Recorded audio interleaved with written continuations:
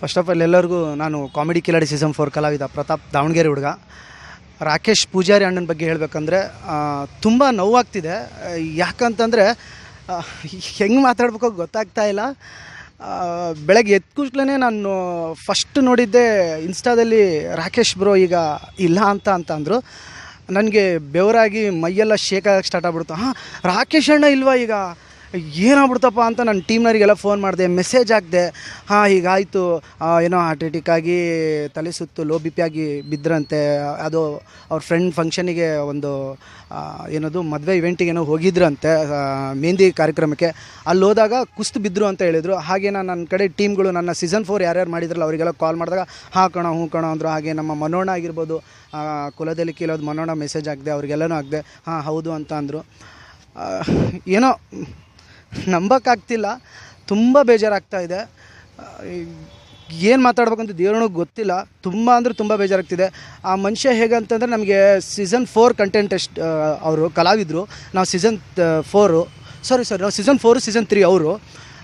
ಏನಾಗ್ಬಿಡ್ತಂದ್ರೆ ನಮ್ಮ ಶೂಟಿಂಗಲ್ಲಿ ಬಂದರೆ ಅವರು ಎಷ್ಟು ಹ್ಯಾಪಿಯಾಗಿರೋರು ಅಂದರೆ ತುಂಬ ಹ್ಯಾಪಿಯಾಗಿರೋರು. ಅವರು ಖುಷಿಯಾಗಿದ್ದು ನಮ್ಮನ್ನೂ ಖುಷಿಯಾಗಿಡೋರು. ಅವ್ರ ಜೊತೆಗೆ ನಾನು ಒಂದು 3 ಸ್ಕಿಟ್ ಏನೋ ಮಾಡಿದೆ. ತುಂಬ ಖುಷಿಯಾಗಿ ತುಂಬ ಖುಷಿಯಾಗಿ ಮಾಡೋರು. ನನಗೇನಾರ ಮರ್ತೋದ್ರೆ, ನನಗೇನಾರ ಹಿಂಗೆ ಆಗ್ತಿದೆ, ನಮ್ಗೆ ಆಗಲ್ಲ ಅಂದರೆ ಫಸ್ಟ್ ಟೈಮೆಲ್ಲ ಬಂದಿರೋದು ನಾವು. ಅವ್ರಿಗೆ ನಮಗೆ ಸಪೋರ್ಟ್ ಮಾಡೋರು. ಮಹಾಸಂಗಮ ಅಂತ ನಡೆಸ್ದಾಗ ಅವ್ರು ನಮ್ಮ ಹತ್ರ ಬರೋರು.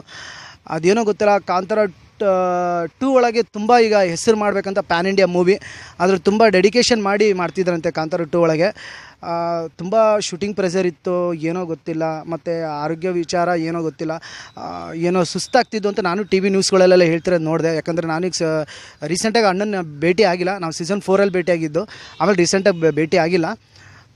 ಬಟ್ ಒಂದೇ ಮಾತು ಹೇಳ್ಬೇಕಂದ್ರೆ ಹಾರ್ಟ್ಲಿ ತುಂಬ ಒಳ್ಳೆ ಮನುಷ್ಯ ಅವಣ್ಣ.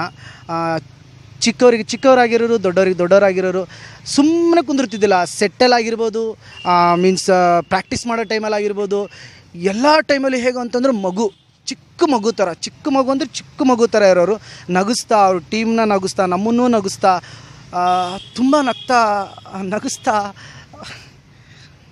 ಇರೋಂಥ ಮನುಷ್ಯ, ಸುಳ್ಳಲ್ಲ.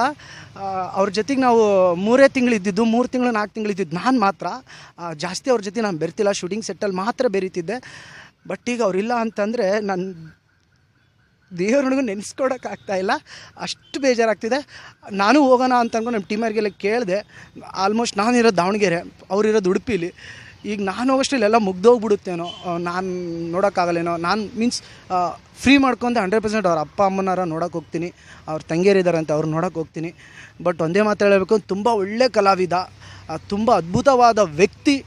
ಎಲ್ಲರೂ ನಗಿಸ್ಕೊತ ಅವರು ನಗಿಸ್ಕೊತ ಇರ್ತಾರಲ್ಲ, ತುಂಬ ಖುಷಿಯಾಗುತ್ತೆ. ಈಗಿನ ಜನ್ರೇಷನ್ ಎಲ್ಲ ಚಿಕ್ಕ ವಯಸ್ಸಲ್ಲಿ ತುಂಬ ಜನ ಸಾಯ್ತಿದ್ದಾರೆ. ಹಾರ್ಟ್ ಅಟ್ಯಾಕ್ ಅಂತಂದು ತುಂಬ ಜನ ಸಾಯ್ತಿದ್ದಾರೆ. ತುಂಬ ಜನ ಸಾಯ್ತಿದ್ದಾರೆ. ವರ್ಕ್ ಪ್ರೆಷರು ಮತ್ತು ಅವ್ರ ಟೆನ್ಷನ್ನು ಎಲ್ಲನೂ ಒಂದು ಸ್ವಲ್ಪ ಸೈಡಿಗಿಟ್ಟು ನಮ್ಮದು ಒಂದು ಅಮೂಲ್ಯವಾದ ಜೀವನವಿದೆ, ಅದ್ರ ಕಡೆ ನಾವು ಗಮನ ಕೊಡೋಣ. ಆರೋಗ್ಯ ತುಂಬ ಇಂಪಾರ್ಟೆಂಟ್ ಆಗುತ್ತೆ. ಆರೋಗ್ಯ ಕಡೆನೂ ನಾವು ಫೈಟ್ ಮಾಡೋಣ. ನಾವು ಜೀವನಕ್ಕೋಸ್ಕರ ಫೈಟ್ ಮಾಡ್ತೀವಿ, ಈಗ ಆರೋಗ್ಯಕ್ಕೋಸ್ಕರ ಫೈಟ್ ಮಾಡಬೇಕು. ದುಡಿಮೆನೇ ನಮ್ಮ ಲೈಫ್ ಲಾಂಗ್ ಇರಲಿ, ಎಷ್ಟೇ ಕೋಟಿ ಇದ್ದರೂ ಯಾರೂ ಬದುಕಲ್ಲ. ಹಾಗಾಗಿ ಹೇಳೋಕ್ಕೆ ಇಷ್ಟಪಡ್ತೀನಿ. ರಾಕೇಶ್ ಅಣ್ಣ, ಐ ಮಿಸ್ ಯು. ಮತ್ತೆ ಹುಟ್ಟಿ ಬನ್ನಿ. ನೀವು ಕಲಾದೇವತೆಯ ಪುತ್ರ. ನಿಮಗೆ ಈ ಕರ್ನಾಟಕದಲ್ಲಿ ಮತ್ತೆ ಹುಟ್ಟಿ ಬನ್ನಿ ರಾಕೇಶ್ ಅಣ್ಣ ಅಂತ ಹೇಳೋಕ್ಕೆ ಇಷ್ಟಪಡ್ತೀನಿ. ಐ ಮಿಸ್ ಯು ರಾಕೇಶ್ ಅಣ್ಣ. Love you.